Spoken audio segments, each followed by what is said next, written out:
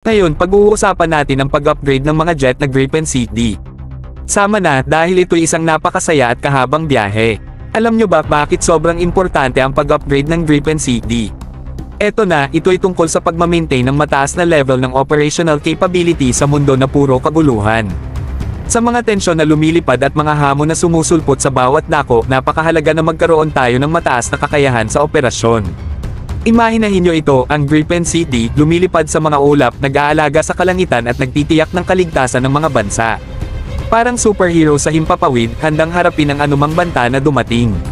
At sa pamamagitan ng pag-upgrade ng mga ito, tiyak na mananatiling nasa tuktok sila ng kanilang laro hanggang sa taong 2030 at higit pa. Pero teka, meron pang iba. Kaya sabayan nyo ang pagkakapit sa inyong upuan dahil ang Pilipinas ay nagnanais sumali sa eksena.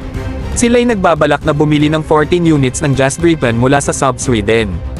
Ang lakas, hindi ba? Alam ng Pilipinas na ang pagsasalansan sa mga modernong eroplano na ito ay isang malaking pagbabago. At sabihin ko sa inyo mga bro, ang JAS Gripen ay hindi ordinaryong jet lang.